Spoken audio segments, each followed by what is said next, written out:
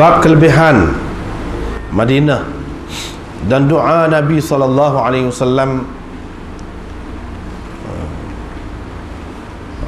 untuk keberkatan di Madinah, dan menyatakan pengharaman Madinah, wa tahrimi saydiha, pengharaman binatang buruannya dan pokoknya, wa bayani hududi haramiha, dan menyatakan batas-batas tanah haramnya, yakni tanah haram Madinah. Dengan sanadnya Imam Muslim meriwayatkan daripada Abdullah bin Zaid bin Asim bahawa Rasulullah SAW bersabda, sesungguhnya Ibrahim telah mengharamkan Mekah dan dia telah mendoakan untuk, yakni kebaikan untuk penduduknya. Sesungguhnya aku mengharamkan Madinah seperti mana Ibrahim telah mengharamkan Mekah, yakni telah menjadikan Mekah sebagai tanah haram. Itu makna mengharamkan.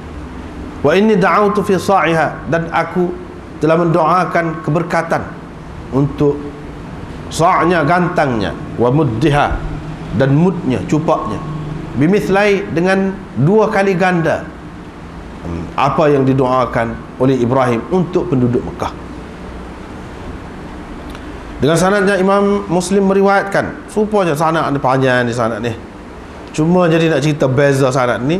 Hak tadi dia sebut bimithlai, dengan 2 kali ganda, yakni aku doakan keberkatan 2 kali ganda, lebih daripada apa yang didoakan oleh Ibrahim. Tapi dalam riwayat ni Sulaiman bin Bilal, Abdul Aziz bin Mukhtar, mithla ma da'a bihi Ibrahim, seperti mana yang didoakan oleh Ibrahim. Mithla, tidak 2 kali ganda itu tidak, tetapi seperti mana, gitu saja. Itu bezanya. Beza lafaz itu dia buat pagi sanad. Dengan sanadnya Imam Muslim meriwayatkan daripada Rafi' bin Khadij, katanya Rasulullah SAW telah bersabda, sesungguhnya Ibrahim telah mengharamkan Mekah, yakni menjadikan Mekah sebagai tanah haram, dan aku mengharamkan kawasan di antara 2 labahnya, 2 labah Madinah. Maksud beliau Madinah, yakni 2 kawasan yang mempunyai batu hitam. Itu makna labah. Madinah tu berada dalam di antara 2 kawasan berbatu hitam. Maksudnya Madinah lah, yakni aku mengharamkan Madinah. Diriwayatkan daripada Nafi' bin Jubair bahawa Marwan bin Hakam telah berucap di hadapan orang ramai, dia menyebutkan Mekah, penduduknya dan keharaman Mekah, tetapi dia tidak menyebutkan Madinah, penduduknya dan keharamannya. Maka Rafi' bin Khadij pun menyerunya dengan katanya, kenapa aku tidak dengar engkau menyebut? Aku dengar engkau menyebutkan Mekah, penduduknya dan keharamannya, tetapi engkau tidak sebutkan Madinah, penduduknya dan keharamannya. Padahal Rasulullah SAW telah mengharamkan kawasan di antara 2 labahnya, 2 kawasan berbatunya. Wa dzalika 'indana fi adim, perkara itu ada pada kami tercatat dalam satu satu kulit, tertulis tercatat pada sekeping kulit binatang, khawlani, yang ni keluarga dia lah. In syi'tu an aqra'tukahu, kalau aku nak, aku boleh bacakan kepada kamu apa yang tercatat itu. Qala, kata perawi ini Nafi' bin Jubair, maka Marwan pun diam. Kemudian dia berkata, saya telah dengar sebahagian daripada perkara itu, kata Marwan. Dengan sanadnya Imam Muslim meriwayatkan daripada Jabir, katanya Nabi SAW bersabda, sesungguhnya Ibrahim telah mengharamkan Mekah dan aku telah mengharamkan Madinah, yaitu kawasan di antara 2 labahnya, tidak boleh dipotong idahuha, duri-durinya, yang ni pokok-pokok, duri-duri dia, pokok lebih-lebih lagi lah. Wala yusadu sayduha, dan tidak boleh diburu sayduha, binatang buruan. Dengan sanadnya Imam Muslim meriwayatkan daripada Sa'ad bin Abi Waqqas, katanya Rasulullah SAW bersabda, sesungguhnya aku telah mengharamkan kawasan di antara 2 labah Madinah. mengharamkan daripada dipotong duri-duri pokoknya atau dibunuh binatang buruan. Dan baginda bersabda, Madinah itu lebih baik kepada mereka sekiranya mereka mengetahui. Tidaklah ada sesiapa meninggalkannya kerana tidak suka kepadanya, yakni kerana benci kepadanya, melainkan Allah akan menggantikan orang yang lebih baik daripadanya di situ. Dan tidak tetap seseorang dengan kepayahan dan kesulitan ataupun kesukaran Madinah, melainkan aku akan menjadi syafi', yakni aku akan memberi syafaat kepadanya atau akan menjadi saksi yakni kepadanya pada hari kiamat. Dengan sanadnya Imam Muslim meriwayatkan daripada Sa'ad bin Abi Waqqas lagi bahawa Rasulullah sallallahu alaihi wasallam bersabda, kemudian dia menyebutkan seperti hadis Ibnu Numair tadi juga. Wazada, cuma dia ada menambahkan dalam hadis ini begini bunyi, wala yuridu ahadun ahlal Madinah bisu, tidak ada sesiapa yang mahukan keburukan ataupun kejahatan terhadap penduduk Madinah, melainkan Allah akan mencairkannya dalam api seperti mana cairnya timah ataupun dhaubal milh fil ma, seperti mana cairnya garam dalam air. Dengan sanadnya Imam Muslim meriwayatkan daripada Sa'ad bin Abi Waqqas lagi daripada Ismail bin Muhammad, daripada Amir bin Sa'ad, yang daripada anak Sa'ad bin Abi Waqqas, bahawa Sa'ad pernah menaiki kenderaannya pergi ke rumah dia, rumah besar, qasrihi, istana lah, tapi rumah ni maksudnya di Aqiq. Dia pun bertemu dengan seorang hamba yang sedang memotong kayu, yang ni pokok lah, au yakhbitu, atau sedang meluruhkan daunnya, menutuh daunnya, fasalabahu, dia pun merampas daripada orang itu segala-gala yang ada padanya, dengan menganggap apa yang ada padanya itu sebagai salab. Salab itu satu istilah. Bila Sa'ad pulang, ahli keluarga hamba itu datang kepadanya. Mereka berbincang dengannya supaya dia kembalikan benda-benda itu kepada hamba mereka ataupun kepada mereka, yakni apa yang telah diambil oleh Sa'ad daripada hamba mereka itu. Maka Sa'ad pun berkata, ma'adzallah, aku berlindung dengan Allah daripada mengembalikan apa-apa yang Rasulullah SAW telah jadikan sebagai nafal kepadaku. Jadikan sebagai nafal, yakni sebagai harta ghanimah kepadaku. Dia enggan mengembalikan kepada mereka. Dengan sanadnya Imam Muslim meriwayatkan daripada Anas bin Malik, dia berkata, Rasulullah SAW berkata kepada Abi Talhah, carilah kepadaku seorang budak di kalangan kamu untuk berkhidmat kepadaku. Abu Talhah pun bawa kepadaku dengan menggendong aku di belakangnya. Aku sentiasa berkhidmat kepada Rasulullah SAW setiap kali baginda turun.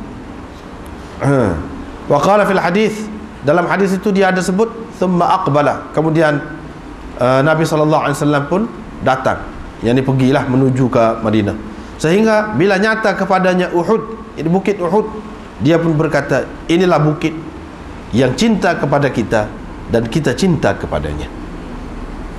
Bila dia sudah hampir kepada Madinah, dekat Madinah, dia berkata, Allahumma, ya Allah, sesungguhnya aku mengharamkan kawasan di antara dua bukitnya, seperti mana Ibrahim telah mengharamkan Mekah.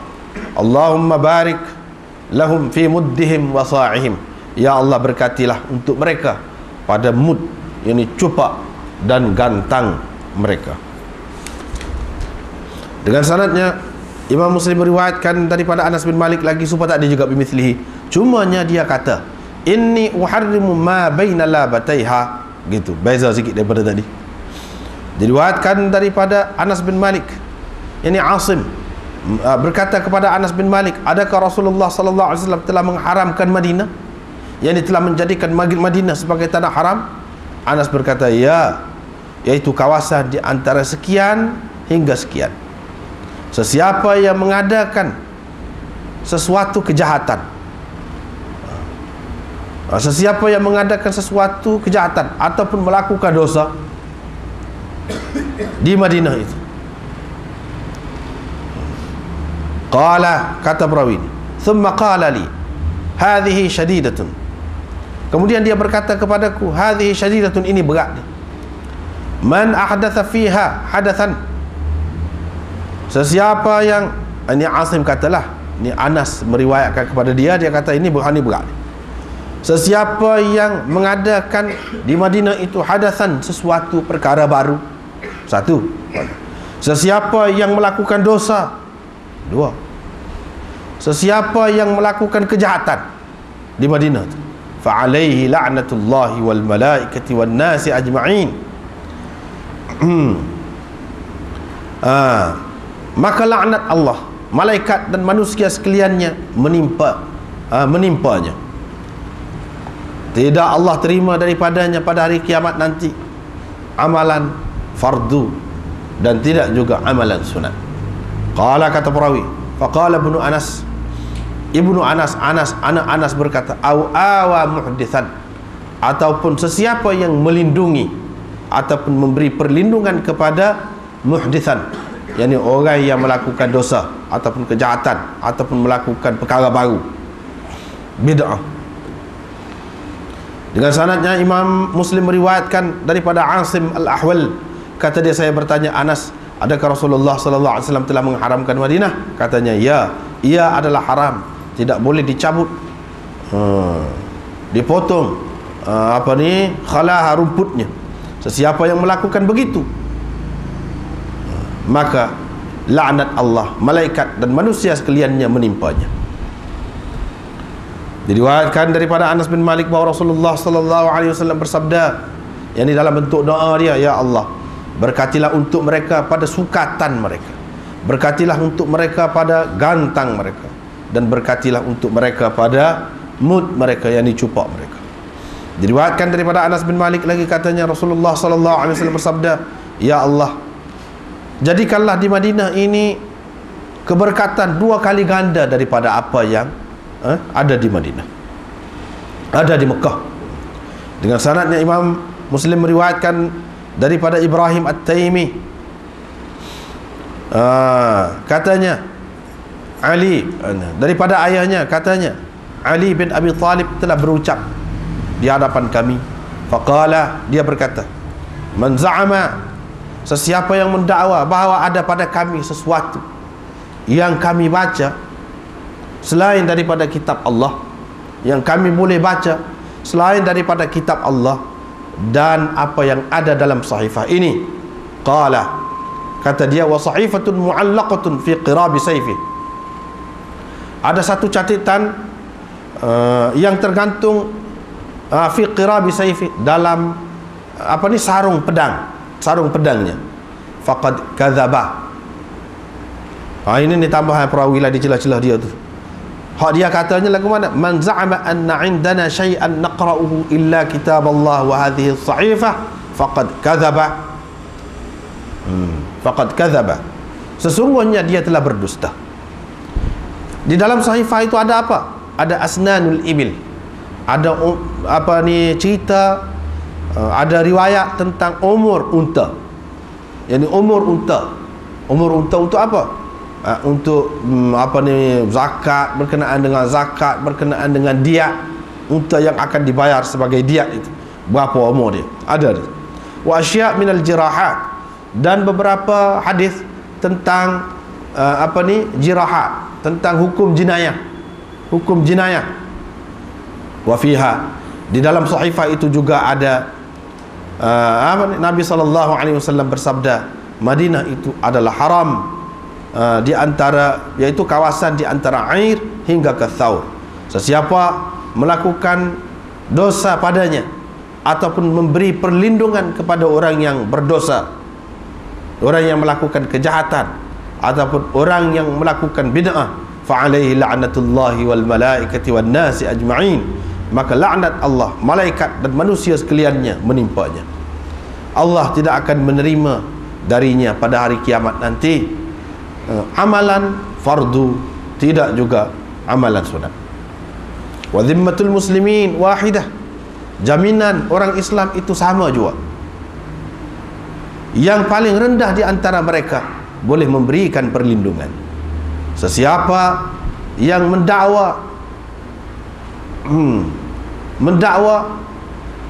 mempunyai hubungan kepada bukan ayahnya, mana sesiapa yang mendakwa ayah kepada bukan ayahnya, atau sesiapa yang menghubungkan dirinya kepada bukan tuannya, yang dibagi hamba, fa alaihi la'natullahi wal malaikati wan nasi ajma'in, maka laknat Allah, malaikat dan manusia sekaliannya menimpanya. Allah tidak akan menerima darinya pada hari kiamat nanti sarfan wala adlan. Wantaha hadithu Abi Bakar, habislah setakat itu hadis Abu Bakar dan Zuhair, iaitu setakat katanya yas'a biha adnahum, setakat tu je hadis mereka. Tadi kan perawi-perawi banyak tu, sanad tu banyak. Mereka berdua tidak ada menyebut selepasnya. Selepas dia tu tak ada sebut. Dan tidak ada dalam hadis mereka berdua mu'allaqatun fi qirabi sayfih, yang tergantung dalam sarung pedangnya. Hak tu tak ada. Lepas tu dia buat mari sanad lain pula, hak tadi juga hadis itu, cuma ada tambahan dalam hadis ini.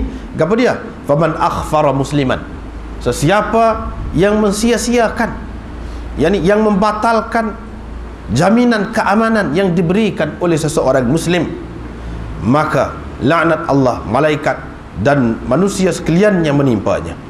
Tidak akan diterima darinya pada hari kiamat nanti sarfun wala adlun, yaitu amalan fardu atau amalan sunat.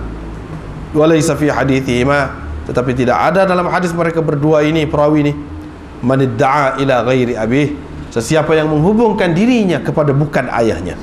Dan tidak ada dalam riwayat Waqi' cerita ataupun sebutan tentang hari kiamat, hak tu tak ada.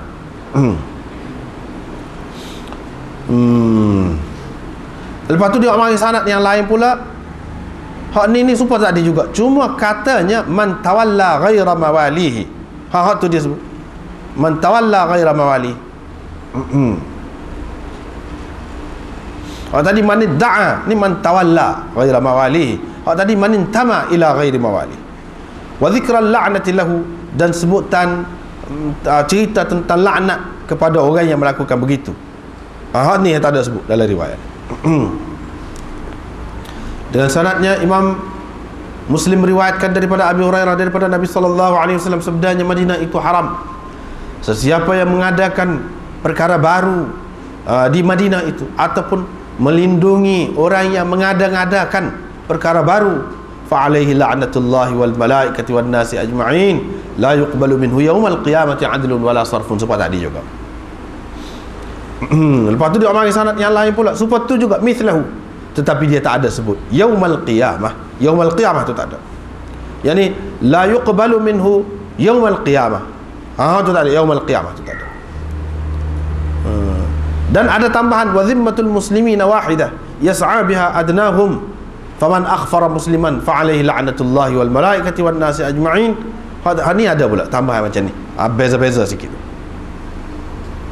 Diriwayatkan daripada Abi Hurairah bahawa dia selalu berkata, kalau aku nampak az-ziba, yakni kijang sedang makan rumput di Madinah, ataupun sedang makan apa-apalah makanan di Madinah, daun-daun kayu, ma dha'artuha, aku tidak akan menghalaunya, aku tidak akan menyergahnya. Qala Rasulullah sallallahu alaihi wasallam, ini kerana Rasulullah sallallahu alaihi wasallam telah bersabda, kawasan di antara dua labahnya adalah haram. Diriwayatkan daripada Abi Hurairah, katanya Rasulullah sallallahu alaihi wasallam telah mengharamkan, ingatlah, telah mengharamkan itu, yakni telah menjadikan kawasan di antara dua labah Madinah itu sebagai tanah haram.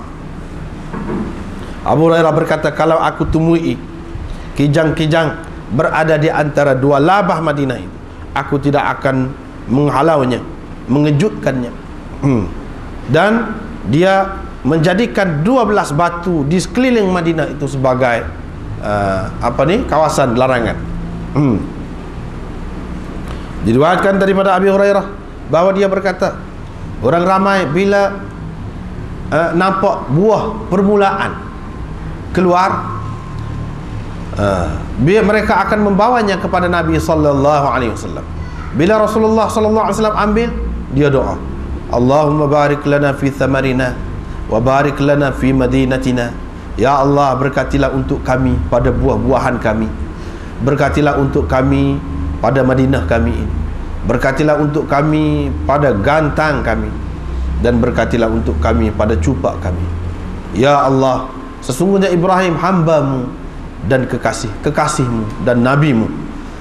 Sesungguhnya aku hamba-Mu dan nabi-Mu. Dia telah berdoa kepadamu untuk Mekah, dan aku berdoa kepadamu untuk Madinah, seperti mana dia telah doakan kepadamu untuk Madinah, untuk Mekah. Wa mithlahu ma'ahu, dengan sekali ganda lagi, dengan lebih sekali ganda lagi daripada apa yang didoanya itu. Qala, kata perawi ini, thumma yad'u asghara walidin lahu. Kemudian Nabi SAW pun akan memanggil kanak-kanak yang terkecil, yang paling kecil sekali yang ada di sekeliling itu, dia pun akan memberikan buah itu kepadanya. Diriwayatkan daripada Abi Hurairah bahawa Rasulullah SAW bila dibawakan buah permulaan kepadanya, dia akan mendoakan begini, Ya Allah, berkatilah untuk kami pada Madinah kami, pada buah-buahan kami, pada cupak kami, pada gantang kami, dengan keberkatan yang berganda-ganda. Kemudian dia memberikannya kepada kanak-kanak yang hadir, kanak-kanak yang terkecil sekali, yang paling kecil sekali yang hadir dalam majlis dia. Dia bui buah tu. Diriwayatkan daripada Yahya bin Abi Ishaq bahawa dia menceritakan daripada Abi Sa'id Maula Al-Mahri bahawa dia telah mengalami kepayahan dan kesukaran di Madinah. Dia pun pergi kepada Abu Sa'id. Dia berkata kepadanya, saya ni ramai anak pinak, kita pula telah mengalami kepayahan, kesukaran. Saya nak pindahkan anak buah saya ke mana-mana, ke mana-mana kampung, ataupun ke salah satu kampung lah yang subur. Maka Abu Sa'id pun kata, jangan dilakukan begitu. Tetaplah engkau di Madinah ini, duduklah terus di Madinah ini, kerana kami keluar bersama Nabi SAW.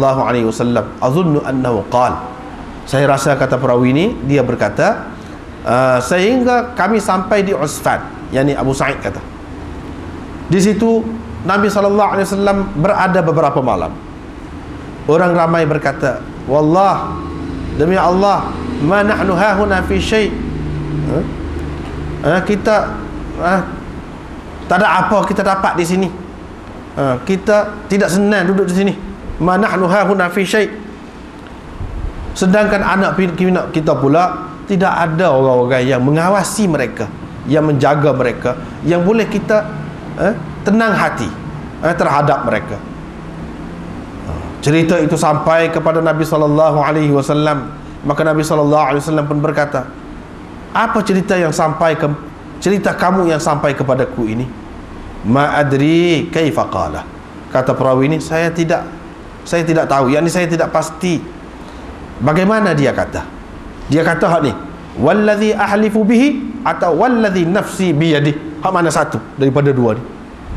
Saya tak pasti hak ni. Wallazi ahlifu bihi, demi Tuhan yang aku bersumpah dengan namanya. Atau dia kata, demi Tuhan yang nyawaku berada di tangannya. Salah satu daripada dua ni saya tak pasti, tapi dia kata ni lah. Laqad hamamtu, ingin sekali aku, atau in syi'tum, kalau kamu mahu. Saya tidak pasti yang mana satu dari dua perkataan ini yang baginda telah sebutkan, yakni laqad hamamtuka atau in syi'tum. La amuran binaqati, sudah tentu aku perintahkan supaya dipersiapkan untaku, yakni kenderaanku. Kemudian aku tidak buka satu ikatan pun sehingga sampai ke Madinah. Waqala, dan dia berkata, yakni dalam bentuk doa, ya Allah, sesungguhnya Ibrahim telah mengharamkan Mekah, faja'alaha haraman, dia telah menjadikannya sebagai haram, tanah haram, dan aku mengharamkan Madinah. Betul-betul ma baina ma'zimaiha, yakni kawasan di antara dua bukitnya. Haramkan daripada dialirkan darah padanya dan dibawa senjata di situ untuk perang. Wala tukhbata fiha syajarah, dan tidak boleh ditutuh pokok, digugurkan daun pokok itu, kecuali untuk dijadikan sebagai makanan binatang. Alfin itu yakni makanan binatang. Ya Allah, berkatilah untuk kami pada Madinah kami ini. Ya Allah, berkatilah untuk kami pada sa' kami, yakni gantang kami. Ya Allah, berkatilah untuk kami pada mud kami, yakni cupak kami. Ya Allah, berkatilah untuk kami pada sa' kami, yakni beberapa kali dia kata begitu. Ya Allah, jadikanlah keberkatan dua kali ganda. Jadikanlah ma'al barakah, bersama satu keberkatan itu dua kali ganda lagi. Walladzi nafsi biyadih, demi Tuhan yang nyawaku berada di tangannya, tidak ada di Madinah satu pun syi'ab, lereng gunung, ataupun satu pun jalan, illa alaihi malakan, melainkan ada malaikat, dua malaikat menjaganya, sehinggalah kamu sampai kepadanya. Thumma qala linnas, kemudian dia berkata kepada orang ramai, irtahilu, berangkatlah kamu. Kami pun berangkat, kami pun pergi menuju ke Madinah. Demi Tuhan yang kami bersumpah dengan namanya, au yuhlafu bihi, ataupun dilakukan sumpahan dengan namanya. Syak ini berpunca daripada Hammad, yakni fawalladzi nahlifu bihi ataupun fawalladzi yuhlafu bihi. Ini beza. Syak ini daripada Hammad perawi ini.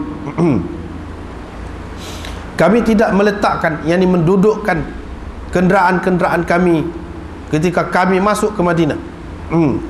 Yakni belum lagi kami meletakkan, mendudukkan kenderaan-kenderaan kami ketika kami masuk ke Madinah itu.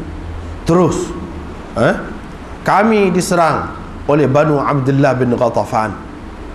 Wa ma yahijuhum qabla dhalika syai', sedangkan sebelum itu tidak ada apa-apa pun yang mendorong mereka untuk menyerang. Dengan sanadnya Imam Muslim meriwayatkan daripada Abi Sa'id Al-Khudri bahwa Rasulullah sallallahu alaihi wasallam bersabda, ya Allah, berkatilah untuk kami pada sa' kami, mud kami, dan jadikanlah di samping satu keberkatan dua kali ganda keberkatan yang lain. Dan asal lagi tu lagu tu juga ni pula tadi juga, cuma beza sikit. Daripada Abi Sa'id Maula Al-Mahri, dia pergi kepada Abu Sa'id Al-Khudri pada malam Harrah, ini peristiwa Harrah. Dia pun meminta pendapatlah daripada Abu Sa'id untuk keluar daripada Madinah.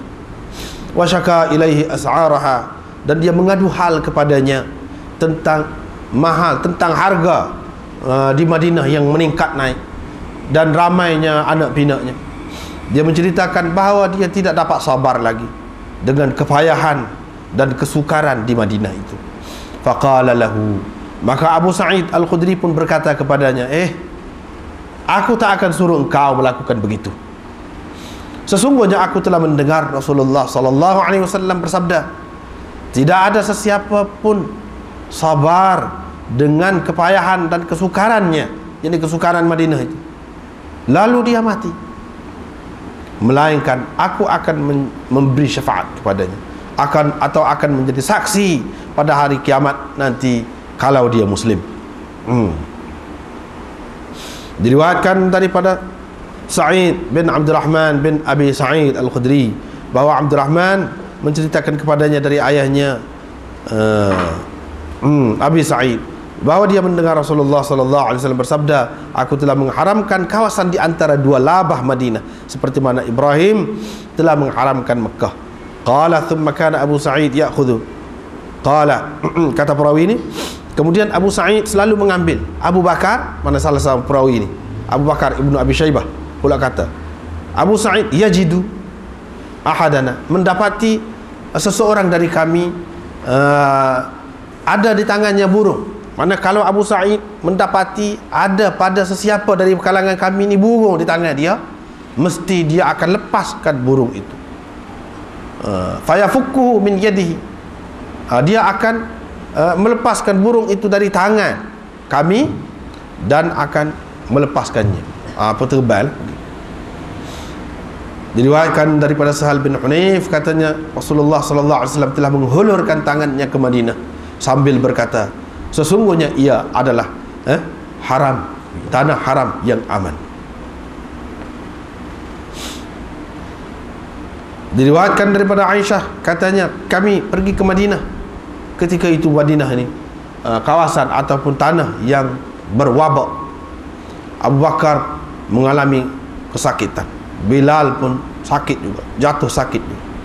Bila Rasulullah sallallahu alaihi wasallam melihat kesakitan sahabat-sahabatnya itu, baginda pun berdoa, ya Allah, timbulkanlah rasa kasih kepada kami terhadap Madinah seperti mana engkau timbulkan rasa kasih pada kami terhadap Mekah, atau lebih lagi dari itu.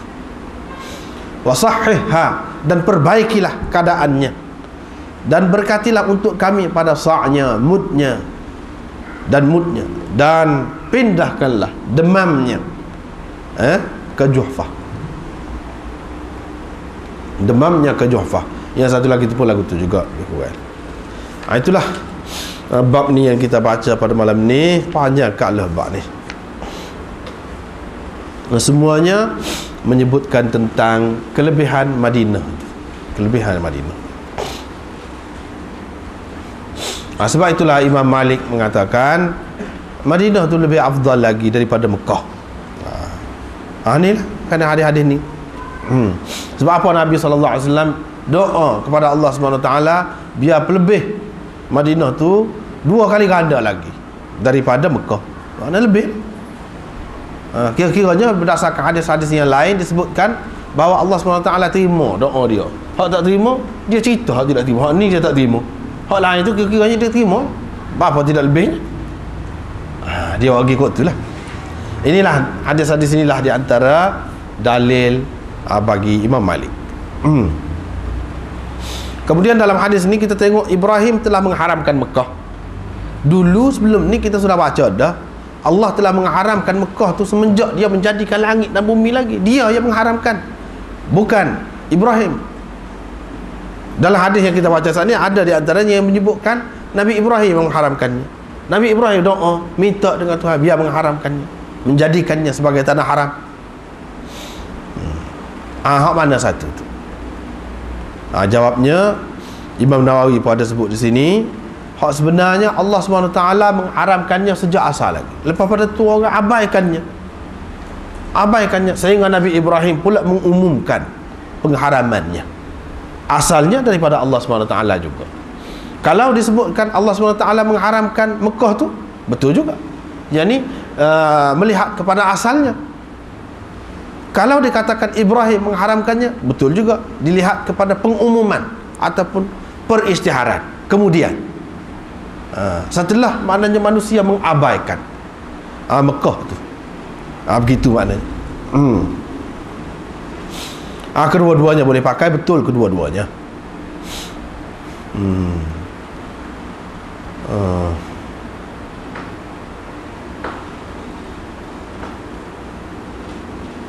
Nabi Ibrahim mengharamkan Mekah dan doa untuk ahlinya. Dalam Quran pun ada juga doa dia. Rabbana inni askantu min dhurriyyati biwadin ghairi dhi zar'in 'inda baitikal muharram.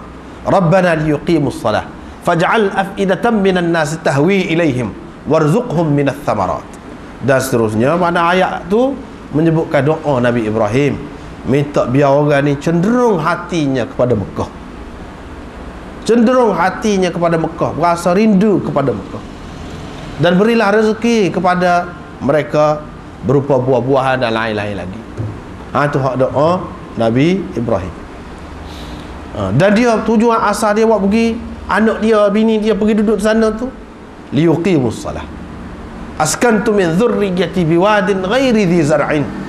Aku telah menempatkan zuriat aku di satu lembah yang tidak ada tanaman, kosong, tak ada asalnya. Untuk apa? Liyuqimus salah. Untuk mereka menegakkan sembahyang, menegakkan agama, mana jadikan sebagai asas agama di situ.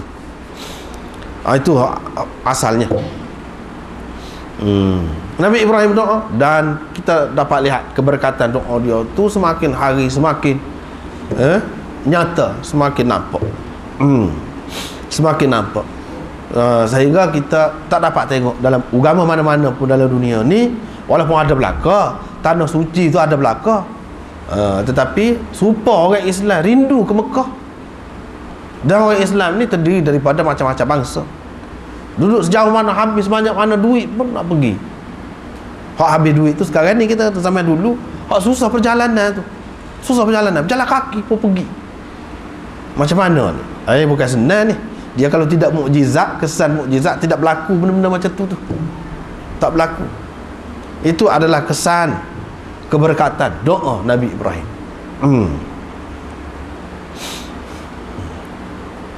Sehingga orang pergi. Aku mengharamkan Madinah seperti mana Ibrahim mengharamkan Mekah, dan aku doakan keberkatan untuk sa'nya, dan seterusnya. Bimithlai, dengan 2 kali ganda daripada apa yang didoakan oleh Ibrahim untuk penduduk Mekah. Mana Nabi doakan lebih lagi lah untuk penduduk Madinah ni. Dan begitulah kita baca seterusnya dalam terjemahan tadi, jelaslah. Cuma masalah Madinah ni sebagai tanah haram, ini khilaf ulama, bukan sepakat.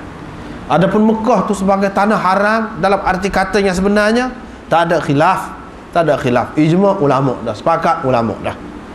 Kata Mekah tu sebagai tanah haram, tanah suci, kena jaga, ada pantai larang dia, tidak boleh buat sebuah tempat lain. Hak tu sepakat semua ulama, tak ada kecuali. Tetapi berkenaan dengan tanah haram Madinah ni, ada khilaf ulama. Imam Nawawi menyebutkan sedikit daripadanya di sini.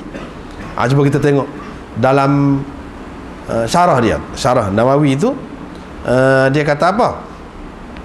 Di bawah ni, di bawah wa inni haramtul Madinah kama harrama Ibrahim habawat. Imam Nawawi kata Imam Muslim buat mari menyebutkan beberapa hadis selepas dia, selepas ni, hadis yang makna dia lebih kurang lah. Hadis-hadis ini menjadi hujjah yang nyata bagi Syafi'i, Malik dan orang-orang yang sependapat dengannya tentang pengharaman binatang buruan di Madinah dan pokoknya. Tak boleh nak tebal pokok tak tentu kalu. Seperti Mekah lah, tak boleh nak tebal. Tak boleh nak kejar binatang, nak buru binatang, tak boleh. Binatang buruan, binatang buruan. Kalau binatang tidak buruan tu boleh nak sembelih, biasalah waktu tu. Di Mekah pun boleh waktu tu. Binatang buruan yang tidak boleh ditangkap dengan mudah, kita kena buru dia. Hak tu. Dia kata apa? Wa abaha Abu Hanifah dhalik. Tapi Abu Hanifah kata boleh. Boleh.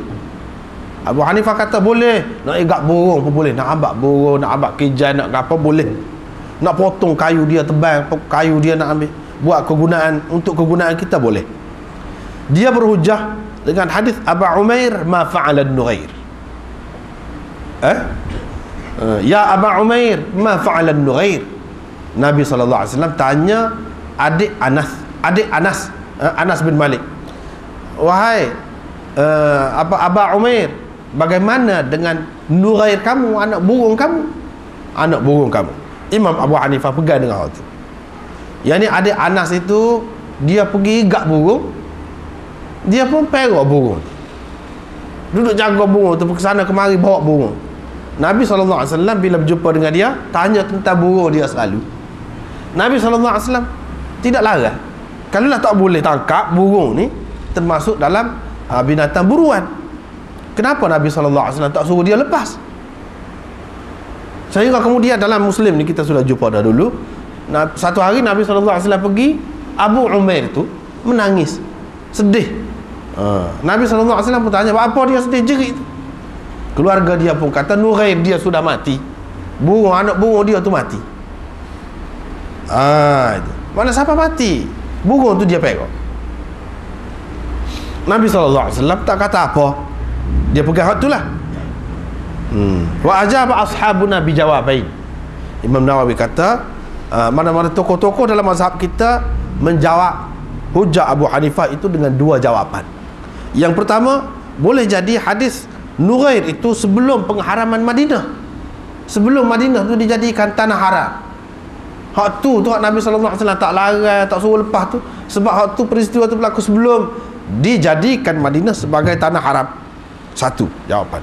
Yang kedua, boleh jadi juga dia tangkap burung itu di tanah halal, di luar daripada Madinah, cuma dia buat masuk dalam Madinah. Waktu tak apa, hak tak bolehnya dalam kawasan Madinah tu. Itulah jawapan yang diberikan oleh mereka.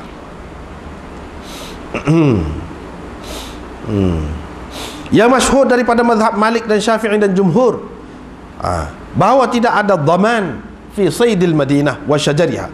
Tidak kena bayar apa-apa fidyah ataupun kafarah ataupun ganti rugi kerana menebang ataupun memotong pokok ataupun menangkap binatang buruan tadi. Ni beza dia. Walaupun tanah haram, tetapi kalau tangkap burung tak kena bayar kafarah apa-apa, tak kena bayar fidyah, tidak kena bayar ganti rugi, tak ada. Seperti mana di Mekah, tanah haram Mekah. Itu beza dia. Beza dia. Kalau di Mekah tak boleh, kena bayar fidyah ataupun jaza ataupun kafarah, kena bayar. Ni sini tak. Cuma yang dimaksudkan haram tu, haram dosa, tangkap tu, tebal tu dosa, tetapi tidak kena bayar apa-apa. Berbeza dengan tanah haram Mekah. Ini bezanya. Orang yang terima Madinah tu tanah haram juga, dia tetap mengatakan pokok yang ditebang ataupun binatang buruan yang ditangkap itu berbeza hukumnya dengan yang ditangkap ataupun ditebang di Mekah, tanah haram Mekah, beza. Bal huwa haramun bila dhaman, bahkan ia haram tanpa kena bayar ganti rugi. Ibnu Abi Dhi'b, Ibnu Abi Layla pula kata, ini ulama-ulama mujtahid belaka, yajibu fihil jaza ka harami Makkah. Dia pula kata dia kena bayar, ada kena bayar serupa dengan Mekah juga, serupa dengan Mekah, kena bayar ganti rugi. Inilah juga pegangan sebahagian ulama dalam mazhab Malik. Imam Syafi'i dalam qaul qadimnya, ini pendapat pelik. Imam Syafi'i dalam qaul qadimnya berkata, orang yang membunuh yuslamul qatil, orang yang membunuh burung ke binatang buruan ke apakah, ataupun ambil pokok tebal pokok, ambil kayu dia, dijadikan apa-apa yang ada padanya sebagai salab. Salab ini satu istilah. Yang ni kalau dalam perang, ni cerita, kalau dalam perang kita perang dengan orang kafir, kita bunuh orang kafir, kita seorang yang bunuh, katakanlah dalam perang, maka kuda dia, baju besi dia, apa-apa yang ada di tubuh dia tu menjadi hak kita, tidak dikira harta ghanimah hak ramai-ramai tu, tidak, khusus untuk kita. Itu yang dikatakan salab ataupun nafal. Yas'alunaka 'anil anfal.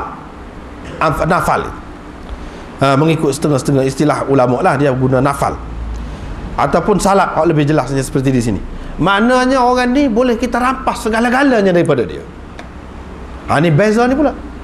Kalau orang ni di Mekah dia buru binatang, dia kena bayar ganti rugi gitu sajalah. Ikut tengoklah binatang apa yang dia buru tu, yang dia tangkap, yang dia bunuh tu binatang apa. Bergantung pada besar kecil dia lah, sebanyak mana kena bayar ganti rugi tu. Tapi hak ni kena bayar, tetapi Kita tak boleh ambil segala-gala hak dia tu jadi hak kita. Tak boleh. Ni hukum di Mekah, tanah haram Mekah. Tapi Madinah ni best. Mengikut qaul qadim dalam mazhab Syafi'i. Qaul qadim. Katanya mengikut dalam kitab-kitab disebut ini Syafi'i sahaja pendapat lagu ni. Itu pun qaul qadim. Qaul jadidnya tidak dah, tidak lagu tu. Yang ni kalau orang tu dia igak burung sampai mati burung, kita boleh ambil segala-gala hak dia lah. Kalau dia ada kuda, kuda dia. Dia cerita teman. Baju kena pecah, baju dia ambil kita, boleh kita, baju dia. Cuma tinggal apa? Tinggal yang menutup aurat dia saja. Hak lain itu boleh kita ambil. Boleh kita ambil. Jadi sebagai salak. Dia pegang dengan hadis Sa'ad bin Abi Waqqas yang kita telah terjemah tadi. Kita sudah jumpa dah tadi. Dia pegang dengan hadis itulah yang disebutkan oleh Muslim selepas ini. Qadhi Iyad berkata, "Lam yaqul bihadzal qaul ahadun ba'da sahabah illa Syafi'i." Tidak ada siapa pun berpendapat begini selepas sahabat kecuali Syafi'i dalam qaul qadimnya. Orang lain tak ada. Imam Syafi'i seorang kata lagu ni. Kata lagu saat ni. Pegang dengan pendapat serupa dengan Sa'ad bin Abi Waqqas itu. Selepas sahabat tak ada orang lain kecuali Syafi'i. Imam Abu Hanifah pula, Imam Abu Hanifah, Sufyan Thauri, Ibnul Mubarak, Abu Yusuf, Imam Muhammad bin Hasan Syaibani dan ramai lagi yang lain, dia kata tidak. Ni tanah haram ni haram lagu lain, bukan tanah haram seperti Mekah, kata dia. Haram di sini maksudnya hurmah, bukan haram dengan makna tahrim. Haram di sini dengan makna kita mesti menghormati Madinah. Kita mesti menjaga kebesaran, kedudukan dia. Madinah tu berbeza daripada tempat-tempat yang lain. Itu maksudnya. Bukan makna haram ni tanah dia tu jadi tanah haram dengan arti kita tak boleh buru binatang, kita tak boleh tebal pokok apa, tidak lagu tu. Haram di sini dengan makna hurmah. Yang ni asalnya ialah hurmah, bukan tahrim. Sebab apa kita kata begitu? Dia kata sebabnya tanah haram Mekah tu ada dalam Quran. Wa man dakhalahu kana amina. Haraman amina. Haraman amina dalam Quran sebut. Jelas lagu tu. Hak mana? Tak ada khilaf. Iaitu tanah haram Mekah. Kalau kita nak cari tanah haram Madinah dalam Quran tak ada. Itu satu beza kata dia. Beza. Di antara tanah haram Mekah dengan tanah haram Madinah ni, tanah haram Mekah ada sebut dalam Quran. Hak ni tak ada sebut dalam Quran, dalam hadis ada. Kita terima hak tu. Itu beza satu. Yang kedua, yang kamu kata haram ni, makna bila kata haram serupa dengan tanah haram Mekah lah. Sebab Nabi SAW doa, aku mengharamkan Madinah seperti mana Ibrahim mengharamkan Mekah. Ibrahim mengharamkan Mekah dengan arti lagu mana? Lagu tu lah. Aku pun mengharamkan Madinah. Sebab itulah dia kata tak boleh bunuh binatang, tak boleh apa semua ni, tak boleh. Tapi Imam Abu Hanifah kata tidak lagu tu. Tasbih ni tidak serupa dalam semua perkara. Seperti mana Ibrahim mengharamkan Mekah tu, seperti tu tidak serupa dalam semua perkara. Sebab kita kata dia belik sepaula. Pas dia belik sepaula sungguh ke? Hanya dalam satu sifat saja serupa tu, bukan serupa dalam semua perkara. Kalau kita kata semua serupa dalam semua perkara, baik, kata dia. Cuba jawab pasal ni, masalah salap saat ni. Kalau di Mekah tak boleh tanggalkan baju orang tu, baju orang yang telah memburu binatang buruan itu ataupun menebal pokok dia, mana kita boleh jadikan baju dia, pakaian dia dan segala milik dia itu sebagai salap? Mana boleh. Tapi apa di Madinah boleh. Tu beza dah kata. Tak serupa tu. Tak serupa. Dengan sebab itu kata dia tanah haram Mekah dengan Madinah ni lain cerita. Haram di sini maksud hurmah. Kita kena jaga kehormatannya. Dia ada keutamaannya tersendiri. Madinah ni jangan kita samakan dengan tempat-tempat lain. Itu maksudnya. Lepas tu dia pegang dengan hak ni. Hak ni ni. Hak Aba Umair ni. Ma fa'ala Nughair. Hak ni kamu kata itu andaian saja, yahtamil, boleh jadi. Boleh jadi hak cerita Abu Umair tu cerita sebelum dia dijadikan Madinah sebagai tanah haram. Boleh jadi. Kamu pasti ke? Kamu pasti kah? Bila tidak pasti tak boleh buat hujah, kata dia. Yang jelasnya begini. Lepas tu dalam hadis banyak lagi yang lain disebutkan Nabi SAW apabila dia dapat tahu orang pergi buru binatang di satu tempat di kawasan Madinah pula, dia tidak suka. Kenapa tidak pergi ke Aqiq, kata dia. Kalau kamu pergi ke Aqiq, aku pergi, kata dia. Aku pergi tu kamu sampai ke situ. Lepas tu bila kamu balik, aku sambut kamu pula di situ. Hadis itu dikemukakan oleh Imam Tahawi dan ramai lagi yang lain. Dan hadis itu juga sahih. Mana sedangkan Aqiq itu dalam Madinah. Kalau lah tak boleh buru, apa ya? Kata mereka ini Nabi SAW suatu ketika, kata-kata Nabi SAW, doa dia ni sebagai siasah sebenarnya, termasuk dalam siasah. Sebab itulah Imam Malik bila orang tanya dia, apa sebab Nabi SAW tak bagi tebal pokok ke apa sini supaya jadi subur tanah Madinah? Sebab pada masa tu kan orang apa nama ni, masak ke apa menggunakan kayu api, bukan macam sekarang ni. Jadi kalau dibiarkan pokok-pokok kayu tu boleh ditebal, orang tebal, jadi tidak subur. Sedangkan Nabi SAW nak memakmurkan Madinah tu, biar orang boleh berteduh, biar orang boleh makan buah-buah dia. Orang tidak guna sebagai apa ni, kayu api. Itu tujuan, nak suruh jadi subur Madinah, nak menarik, nak jaga persekitaran, orang kata nak jaga persekitaran. Dengan maksud tu Imam Malik kata. Imam Abu Hanifah pun kata lagu tu juga. Dia kata tu siasah, kata dia, bukan maksud haram seperti mana Mekah. Banyak perkara hak tidak serupa tu, banyak orang. Apa ya, kalau hak Mekah, kalau kita buru binatang atau kalau kita tebang pokok dan sebagainya, buat benda-benda salah tu lah, kita kena bayar fidyah ataupun kafarat. Hak sini kamu semua kata tak kena bayar, apa? Dan kalau serupa betul, kena bayarlah juga. Ni kamu kata tak kena bayar pula sini. Maknanya tasbih tu seperti mana Ibrahim telah mengharamkan Mekah tu, tasbih tu serupa tu tidak serupa dalam semua perkara, dalam setengah-setengah perkara saja. Kalau serupa semua perkara, semestinya kena bayar jugalah. Ni apa tidak? Hak jumhur ulama, kecuali Ibnu Abi Dzib dan Ibnu Abi Laila yang disebutkan tadi, dia kata kena bayar fidyah. Walaupun dia kata kena bayar fidyah, hak ni serupa, hak lain tak serupa pula. Banyak perkara. Dengan sebab itulah Imam Abu Hanifah kata, kalau kita nak pakai hadis, kita pakai hadis belakang.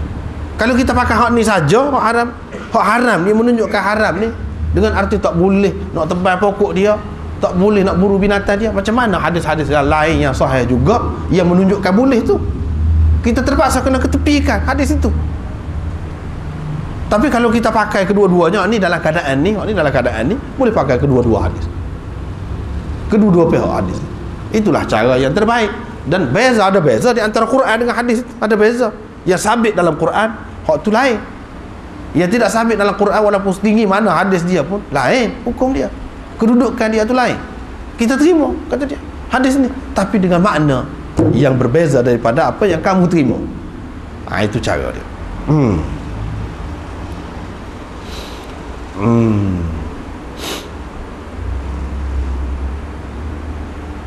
Kalau nak tengok apa ni sebahagian daripada hujah mazhab Hanafi ni, tengok syarah Muslim ni juga, Fathul Mulhim yang ditulis oleh Syabbir Ahmad Uthmani, Syekhul Islam Pakistan dulu. Telah meninggal dah, dia lama dah. Dia bahas panjang lah ni di sini ni, bahas panjang. Jawab mari dalil-dalil dia apa semua. Ini bezalah masalah khilaf lah ni. Tidak jadi terjejah akidah apa ni, benda khilaf. Tetapi kalau orang tu kata Mekah tu bukan tanah haram, tanah haram yang ditentukan oleh Nabi SAW tu tak ada sikit abuk, mana-mana pun tak ada, itu salah lah kalau lagu tu. Tapi kalau ni masih ada khilaf lagi, tak apa.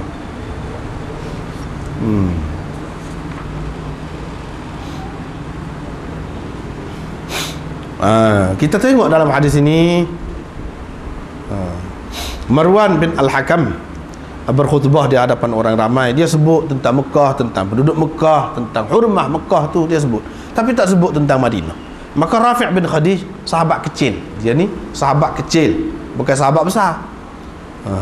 Yang ni pada masa Nabi SAW hidup tu, dia ni umur dia 5-6 tahun gitu je. Segitu orang panggil sahabat kecil, mengikut setengah-setengah ulama, bawah daripada 10 tahun lah. Dia pun kata, apa ya, aku dengar kamu ni duduk sebut tentang Mekah, penduduk dia, keharaman Mekah ni, tapi tak ada sebut Madinah ni. Ada ni, ada tulis. Marwan pun senyap.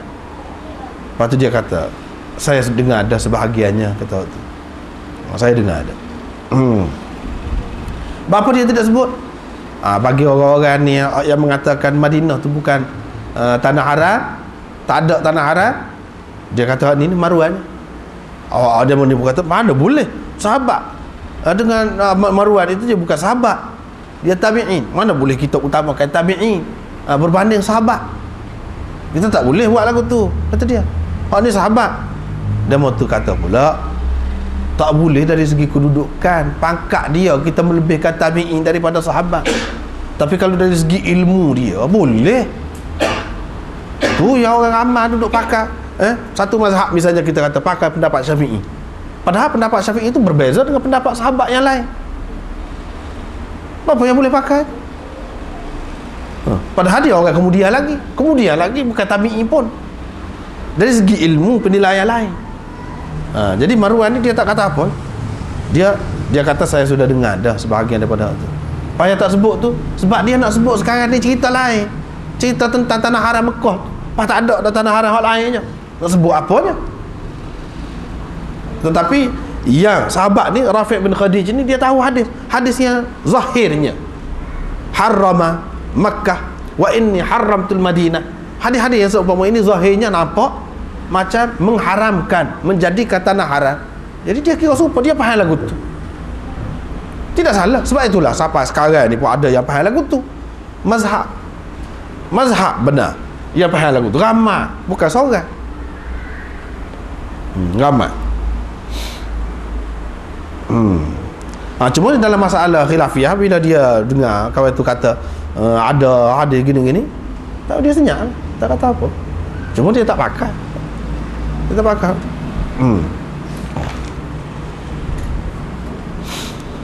Lepas tu hak lain-lain ni pun begitu juga. Serupa je, lebih kurang tu je.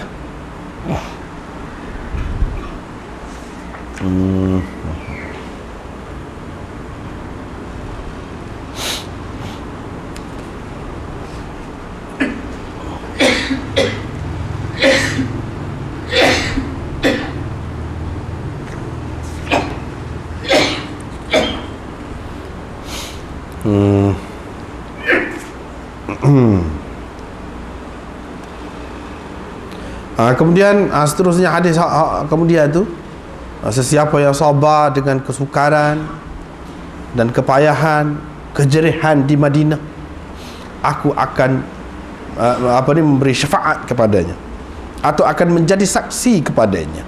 Situ.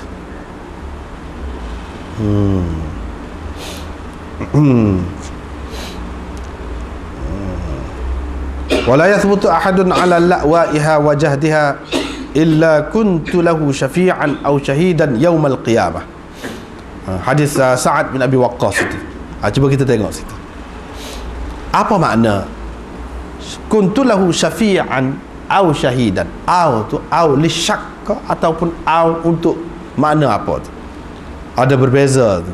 Pendapat ulama di situ. Ada yang mengatakan aw ni dengan makna atau salah satu, bukan kedua-duanya sekali. Kalau tidak aku memberi syafaat kepadanya, aku menjadi saksi kepadanya pada hari kiamat nanti. Salah satu. Ada juga yang mengatakan tidak, au itu bukan untuk salah satu, menunjukkan salah satu syak, tetapi dia menunjukkan tanwi'. Dia kata boleh jadi berimpung kedua-duanya. Nabi SAW mungkin boleh memberi syafaat kepada satu orang itu di samping menjadi saksi kepadanya. Boleh tu.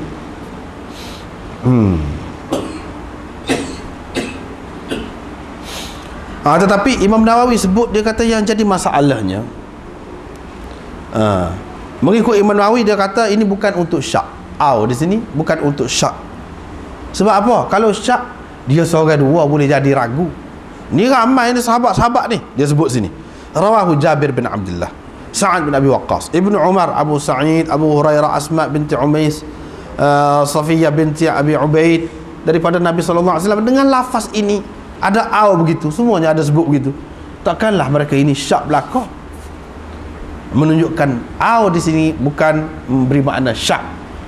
Yang ni bukan perawi ni kurang ingat ke, salah satu hak ni ke ataupun hak ni dia kata, ataupun kedua-duanya tidak mungkin berhimpun dengan makna takhyir, salah satu saja, tak mesti. Bahkan boleh berhimpun tu situ.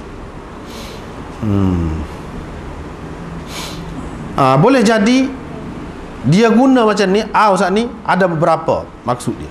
Yang pertama, ni yang disebutkan dalam di sini, Nabi lebih tahu tentang jumlah ni, sebab tu dia guna gitu. Itu yang pertama. Fa imma an yakuna a'lama bi hadhihi al-jumlah hakadha. Begini lagu ni dia sebut. Jadi kita tidak tahu apa maksud dia, tapi dia sebut gitu. Boleh jadi juga dengan makna taksim. Taksim, di sini li taksim, yakni dengan memberi makna pembahagian. Kepada orang-orang tertentu dia menjadi syahid, dia menjadi saksi. Kepada orang-orang tertentu dia menjadi syafi', yakni dia memberi syafaat. Yakni kepada orang-orang yang berdosa, dia duduk di situ, dia akan memberi syafaat. Yakni dosa dia tu dihapuskan, dimaafkan.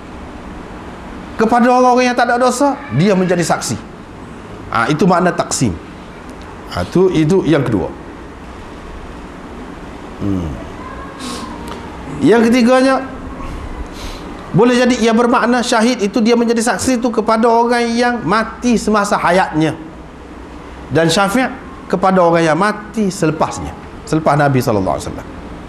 Syahid itu kepada orang yang mati semasa hayatnya, aku menjadi saksi kepadanya. Yani aku sendiri tengok dia tu sanggup hidup dalam keadaan susah payah di Madinah, aku jadi saksi.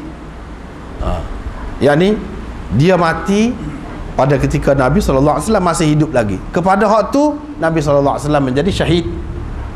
Tetapi kepada orang yang mati selepas Nabi mati dulu,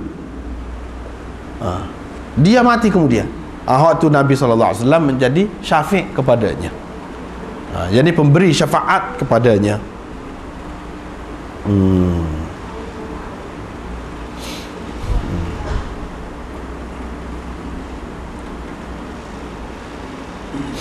Ataupun ia memberi makna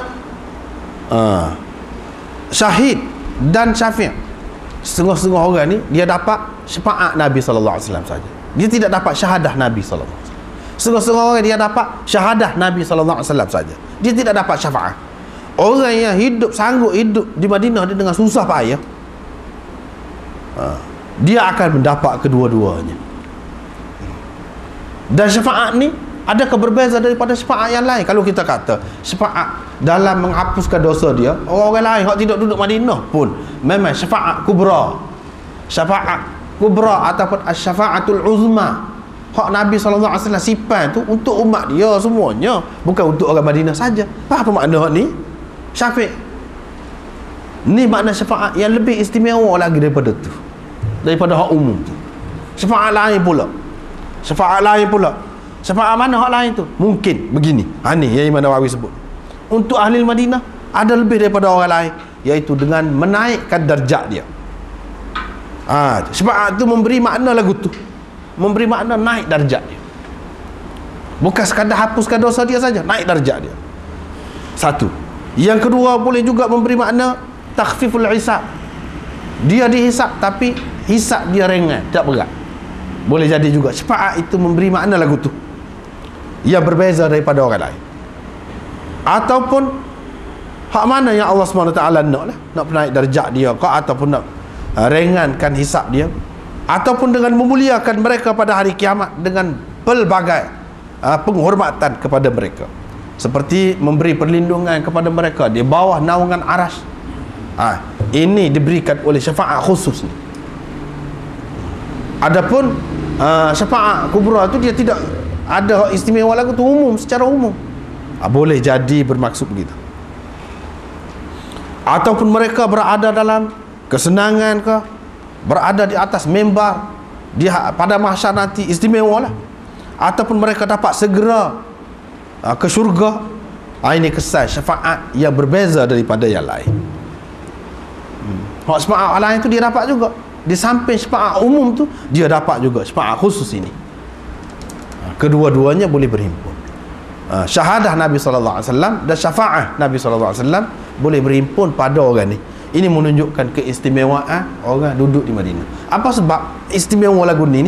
Kalau kita tengok pada latar belakang dia, memanglah sebab Nabi SAW jadikan itu sebagai negara Islam. Bila negara Islam, kalau pakat lari, siapa dia nak pertahan? Di mana nak tunjuk contoh satu masyarakat Islam kalau duduk rata? Dan Nabi SAW menggalakkan semasa hayat dia duduk di Madinah supaya semuanya boleh belajar dengan dia, boleh tengok apa yang dia buat. Kalau pakat pergi rata, mana orang nak dapat belajar sunnah dia? Dan sunnah tu hak dia nak ajar dalam masa yang singkat 10 tahun itu.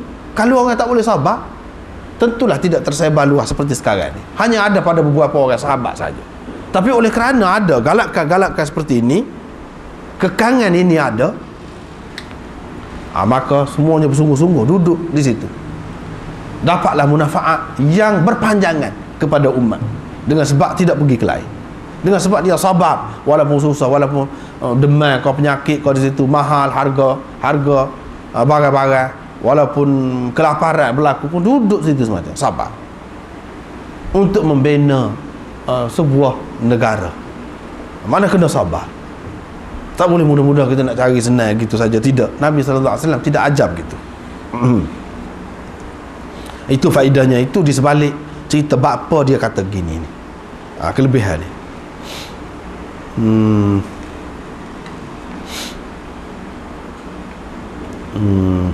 Nampaknya sekatulah, kita berhenti dulu. Dan seterusnya hadis, tidak ada sesiapa yang mahukan kejahatan, keburukan terhadap penduduk Madinah, melainkan Allah akan mencairkannya dalam neraka, dalam api. Sekatulah. Wallahu a'lam.